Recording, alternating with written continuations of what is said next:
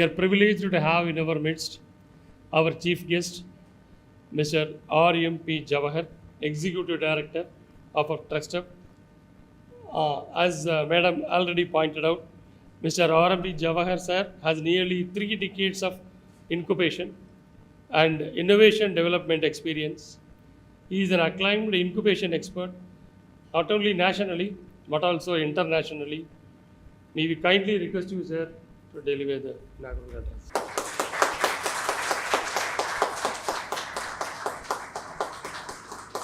In fact, I am very glad to see a lot of young faces as well as a lot of very senior people also here. And that's a very big challenge to talk to both very senior people who are experienced in this development area as well as to talk to youngsters who are very new is a huge challenge. And Bindu has given me only 20 minutes time. First of all, I am not the chief guest. I am the chief host here. But Sundar, as you know, Professor Sundar, he is my senior. He has always been my 35 years friend. And one of my, the same kind of attitudes, feelings we maintained for the last 35 years. And one thing is, he still looks very younger, but I look older. Don't get swayed by his youthful look, right? He is also as old as I am.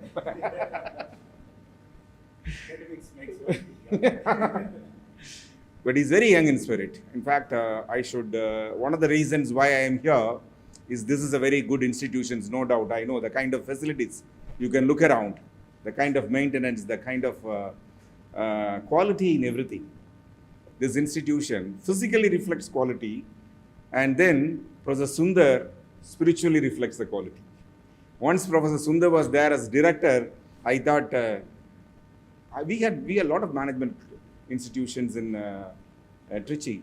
Our own alumnus, BIM was there, NIT has its own management school. But we preferred Jnanam Institute because Professor Sundar is there. And today I am doubly justified because the way in which he started his speech, I think sets the right tone. Today, not only the country, as a professional team, the CSOs are in a very big crisis. The CSOs are in a crisis which we have faced never before. But then, that is also a good opportunity. As Sundar beautifully started, let us never waste a crisis. We will use this crisis. We will use this crisis to change us. First, let us change us, then we will change the world. And that is the intent of this program. The program's intent is to provide opportunities for civil society organizations to reinvent themselves. And that, I think, is what Professor Sundar said. And that is what we are trying to do. I am not saying that we will be successful, but we will make the most sincere attempt to change ourselves. We will survive and we will win. That is the kind of resolve that TrustHub has, this program has. What is the crisis of CSOs today? And all of us would say, the first instant, resources are not there. Second, we have the FCRA problem. We are not able to mobilize resources from across the world. We are constrained in generating resources. Neither do we have adequate resources available to us. But there is a huge demand in this country. There is a huge demand for development, especially for people at the bottom of the pyramid, people who are at the lower end of the society. We have huge need, but then we have very limited resources and our hands are tied. We are not able to resolve the resources internationally, globally. There are some constraints. So that is the big problem CSOs are facing. So we had a series of workshops on identifying what are the various problems CSOs face. In fact, we know that we are also a CSO. Jnanam Institute is a CSO. But we wanted to learn from you, the actual CSOs who work at the bottom of the pyramid. Even though TrustHub also works at the bottom of the pyramid, we cannot say that we really work for most vulnerable people. We are also work for institutions, management institutions, incubators, also take care of people at the cream of the society, at the top end of the society as well. But that doesn't mean that we are not looking at the bottom of the pyramid. In India, everyone who lives here, they'll have to face both ends of the society. They'll have to face the best of the society. They'll have to also face the scums of the society. Unfortunately, we'll have to deal with this. As soon as we come out of our houses, we'll have to face in the society the diverse ends. This is not a very developed country. This is a developing country. So we had a series of interactions with people like you. Many of you, I can see, Mandan is there. I could see many of the faces who have been part of this workshop. So we asked you repeatedly, what are the problems you are facing? You know what is the kind of answer we got? Sundar, you won't believe this.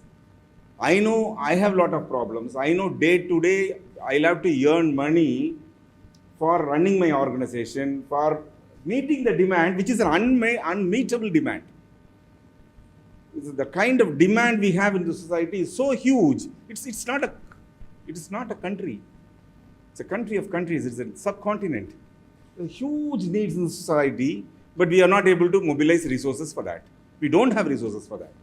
But you know what? Everybody thinks that NGOs, CSOs are money making and they are profit oriented. But you know that from the workshops what I got, we found that the first problem that the CSOs themselves have told us is they are not able to reach out. Bindu remembers. Because I remember the interactions, the CSOs repeatedly said in these interactions that they are not able to reach out to the beneficiaries because of the COVID restrictions. That is the definition of a real CSO. You don't have anything, you are facing so many problems, but when you ask the problem, each of the CSOs, they are so professional. Many of the CSOs said, sir, we are not able to reach out. We don't have passes. Nobody is allowing us to go. So the first concern inside their heart is serving the society. But unfortunately in this country, NGOs are seen as money-making institution. They want to make profit. Yes, they want to make profit. Yes, they want to make resources. Why? Because they want to do their duty. They want to serve the society. They want to survive. They want to take care of a good team. They want to pay their employees. That is why they want to make money. So I thought of it, that was a revelation to me. None of the CSOs said other problems. Most of the CSOs said, reach out is the main problem. So that reflects the intent of the heart and spirit of CSOs in this country. The heart and spirit of the CSOs vibrates for the people it serves. That's the purpose it serves. I think that is where we align ourselves. That is where I think Jnanam Institute, TrekStep, and individually US civil society organizations come together and we align ourselves better. First of all, I'll also tell you, I'm very sorry to speak in English, which is not our native language. Our native language is Tamil. It's one of the oldest language and most beautiful language. As far as I know only 3-4 languages. But it is all oldest. It is the oldest language, not without a purpose. There's a purpose for why it is the oldest language. There is some richness, there is some unique thing in this language which makes it one of the oldest language. We are not using that language. We are using a language mainly because this is a blended program. This is a blended program in the sense this program is being conducted live for the fertility and richness, because in a live program, by interacting with you, by seeing your faces, by participating with you, the program can reflect the reality much better than an online program. But it is also an online program because we do not want to confine this program to this place only. We want to reach out to the wider world. We want to use the IT platform and reach to the rest of the world. We have 400 plus CSOs there, and whoever wants to connect to this program from other states will also get connected. That is why I am forced to speak in English, but I cannot restrict myself to English alone, and Sundar has clearly said, Tamillayum pesano. I said, yes, you can speak in Tamil, but At least translate, because some of the people might be listening from other states also. Already there are people from other states who are after Bindu asking them to run very similar programs. I don't know whether, even though I have all the assurances that Professor Sundar will deliver a very good program, but there is already demand from other states that they also want this kind of programs. So before going into some boring part of the, I don't know how much time I have left. Huh? Boring part of my lecture, let me tell you one thing which is very, very clear. I was talking to Bindu when we were coming the class, when they were coming the car. See, there is two things. It is basically a development program. What do we want to develop? What do we want to develop? We want to develop CSOs. But what do we mean by developing CSOs? We want to improve the efficiency of CSOs. How do we improve the efficiency of CSOs? First of all, we want to improve the efficiency of CSOs in whatever they do, in the implementation, in the execution, in doing things as per plan and meeting the standards, to follow the best practices in the trade. That is the implementation efficiency. We wanted to have implementation efficiency, and therefore we started this program. Then we also want them to have efficiency in design. Whatever they do, that should be efficient. Not only they should do the things most efficiently, they should also do efficient things. There are two things. One is efficiency in implementation, then efficiency in design. How do we do efficiency in design? We do efficiency in design by following strategic organizational innovation. You design new strategies for the organization. You design new organizational innovations. In organizational innovation, how do you innovate an organization? You innovate an organization by following a new strategy. You make the organization implementation effectiveness by following the best practices in the trade. But there are so many things. It cannot be done in one program. It requires a lot of efforts from your side. It requires some management institutions like Jnanam Institute and professors like Professor Sundar and the team of faculty we are employing here to work with you to bring you the best in the industry from many areas. It may be from production, it may be from, let us say, human resources, it can be from financial management, it can be from many areas. The best of the practices have to flow to you as a knowledge input, and then you will implement it.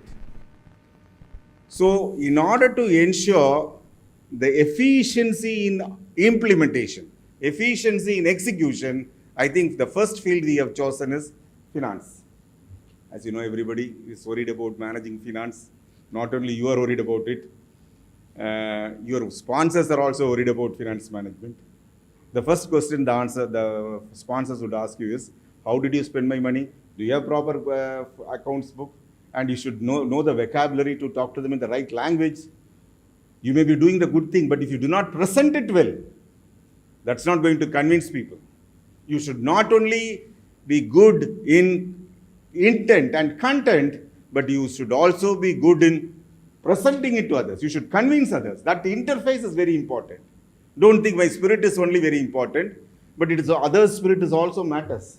Whoever is funding, that should is also they are, because they are responsible to their own sponsors, they are responsible to government, they are responsible to law-abiding organization.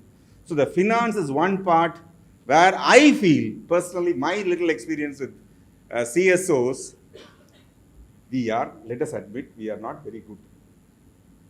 We think it's a clerk's job. Some accountant will take care of it. Because we have other pressing needs. We do not want to waste our time in ratio analysis. We do not want to waste our time in, let us say, bookkeeping or in preparing good, efficient income and expenditure statements. We do not want to waste our time in analysis of financial statements. That is not our. We have better things to do. But that is not the truth. You are the conduit. You are the pipeline. You are a medium. So you are accountable to others as well. So unless otherwise your finance is strong, your financial terminologies, your financial paradigm is good, your donors will not be very happy. It is our duty to make our donors happy. Unless otherwise we have a better financial systems. So the first step to convince donors is to ensure that you have a very good financial management system. So I think that is where we are going to start. And the next thing is to reinvent ourselves. To reinvent ourselves organizationally. To review whether we follow the right kind of strategies. Are we doing the right thing? திருவள்ளுவரோட கோட்டு தான் எனக்கு திருவள்ளுவரை தாண்டி management ஸ்கூலெல்லாம் என்ன சொல்லிக் கொடுக்க போகிறாங்கன்னு எனக்கு தெரியல. I don't know what we are going to teach more than what Thiruvallur has taught us to 2000 years in management. Maybe we make it a little more sophisticated. Maybe we will make a little more elaborate, comprehensive. But the basic principles are very clearly laid down here. He says, தாளாண்மை இல்லாதான் வேளாண்மை, தாளாதான் இல்லாதான் வாளாண்மை, பேடிகை வாளாண்மை போல கெடும். Sorry, தாளாதான் தாளாதான் இல்லாதான் வேளாண்மை, பேடிகை வாளாண்மை போல கெடும். See, this is a 2000-year-old language. So that language has to be translated to today's language. If you give a sword into the hands of a person who is not skilled, it is of no use. It will be destructive. A sword is a very powerful weapon. Let us say AK-47 is a very powerful weapon. But unless otherwise you know how to use it, it will not defend you. It might even kill you. So skills matter, not the weapon. If we call all the CSOs, some of you may be ready, but let us say we will give you 1,000 crores of rupees to you and you will have to development. I'll be the first person running out of this room. Because I cannot manage 1,000 crores. I do not have the systems to manage 1,000 crores. Maybe 100 crores, yes, I can. At 10 crores, comfortable. At any day, we can do it. But 100 crores, 1,000 crores, such a 1,000 crores is an impossibility. Because I, as a CSO, is not capable of handling development project worth 1,000 crores immediately. I do not have the skills. So if you want to grow, then you will have to improve your skills. Then only you can absorb even resources. So not for you. For the society, you need to develop skills. Not for you, not for your growth. For the growth of the society, each CSO have to develop their skills. And they'll have to know what kind of strategies they are going to adapt. Are we adapting the right kind of strategies which are required for the society? What is strategy that they'll be covering adequately? I don't have to go into it. But I am here to tell you, this is the capacity development program, which is going to focus on implementation effectiveness and design effectiveness, finance and strategy to start with. Then we will move on to each area. Now that is about this program. I'm sorry, my lecture is a little bit boring. I warned you in the beginning itself, but then it is my duty to explain what we are trying to do here. You have invested your time here, and we should respect that time. And we should try to make that time most effective, most meaningful, and most productive for both you and the society, and for the European, and for everyone concerned. And this should be one of the memorable programs. I do not know whether we will succeed, but we will make it as the most sincere program, most committed program. So the first thing is, when we talk about capacity development program, we talk about CSOs. And as Sundar has said, and I think Bindu has also said, the importance of civil society organizations. I don't have to stress much, because civil society organizations are dedicated organization for doing social justice. There is something which is basically, as societies move from slavery-based societies to, let us say, a society which consists of workers and capitalists, to modern societies which employ knowledge-based workers and multinational corporations, certain things have to change in the society. Things change and certain things do not change adequately. That creates some form of injustice. some form of social injustice within the society. Some people are left out. Some people are being exploited. Some people reap the benefits more than other people. So there needs to be certain kind of organization which needs to address these kind of social injustices done. So this is where CSOs come in. Civil society organizations come in order to provide social justice, in order to do a distributive justice to people. So I think, therefore, as a change agent, as a transformative champions, CSOs' roles are very, very important. So unless otherwise we have very good CSOs, we cannot ensure a more efficient society in the future. The reforms in the society will not have. The social reforms in the society will not happen. Unless the social reforms happen, unless things change, we will not be more productive. We will not become more futuristic. Therefore, as a future agent, CSOs are very important. They cannot be left to the lurch. They cannot be sort of ignored, because profit-making organizations have their own motive, internal motive. They make a lot of money, and money can be exchanged, and therefore they can grow. And government organizations and educational institutions, they have their own system of their own revenue share. But civil society organizations are basically entrepreneurial organizations. Most of the civil society organizations are entrepreneurial organizations. We don't have to teach entrepreneurship to you. You are an organization even though you do not accept the word entrepreneurship, you may not appreciate the word entrepreneurship. You are the organization who are meant for entrepreneurship and even innovation. You want to change the society. So therefore, I think I don't have to talk much about the importance of civil society organizations and why this program is very important to all of you. But I think there are many other things which need to be talked. One biggest thing I would like to stress here is women. As you know, injustices are done on birth.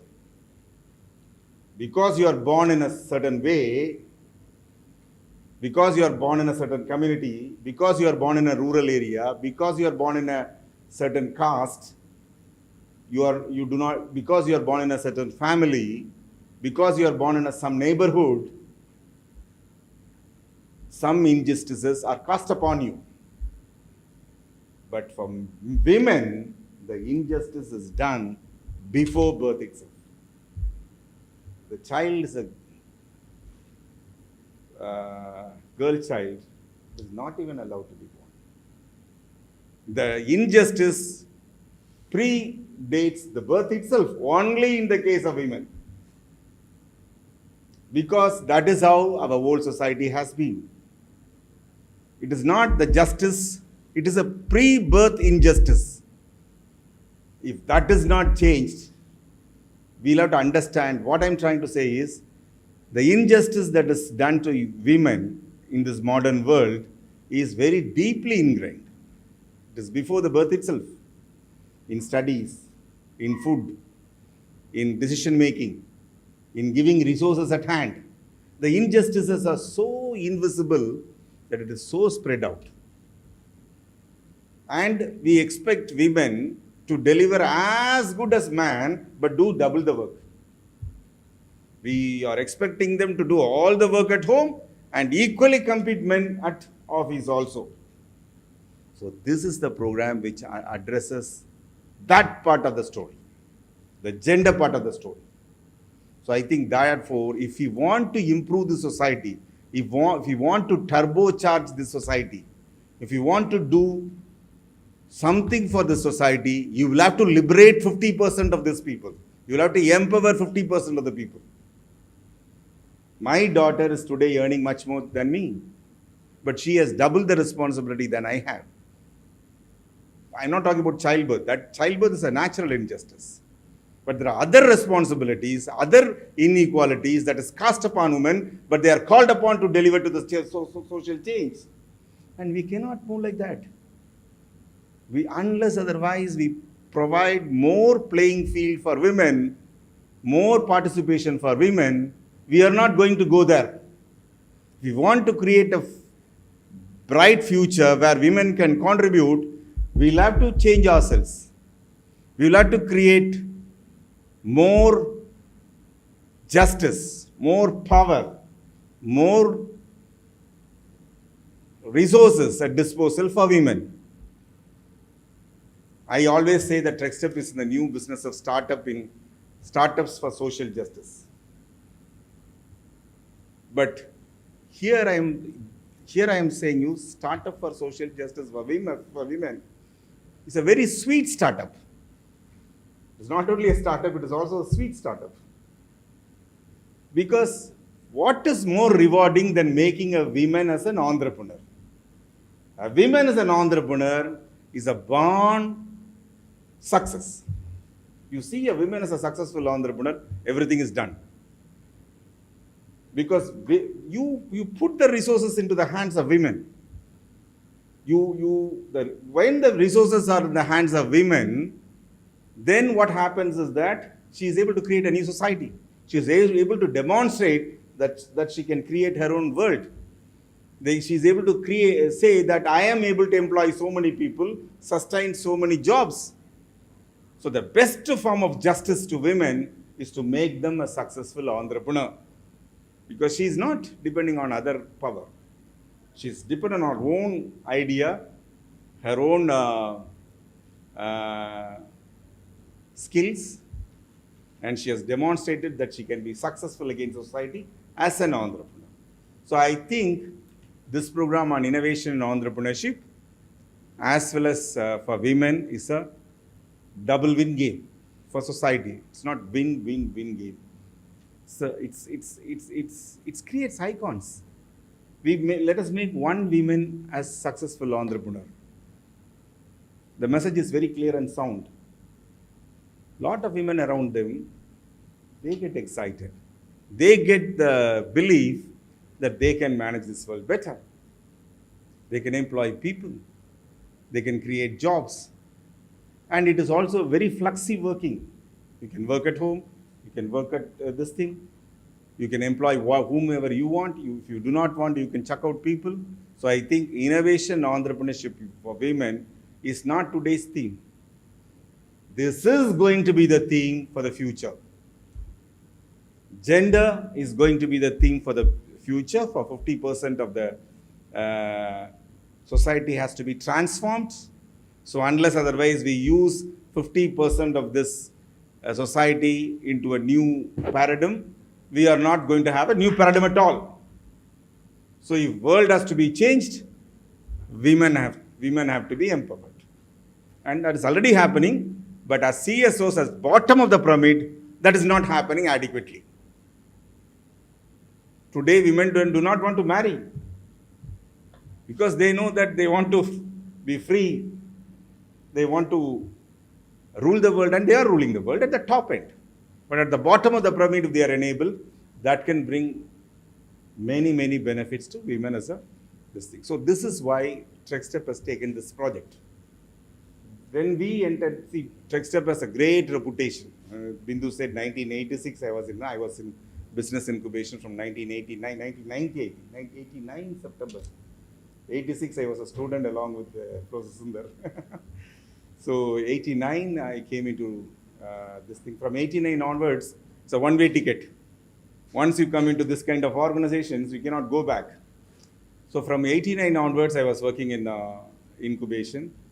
As I had the wonderful opportunity to work across countries, I also had a great reputation of the person who has made the largest number of mistakes in business incubation. So we have learned from our entrepreneurs. We have learned from our this thing. I'm sure that those experiences have enlightened us. Those experiences have stayed in the organization as venture memories, and that could be shared. And I urge upon every civil society organizations to look at women and innovation entrepreneurship of women with new force, with a new resolve, so that this is a futuristic theme where each one of us can contribute. Each one of us can easily contribute in making women as entrepreneurs, and that will change the society much faster than what we expect.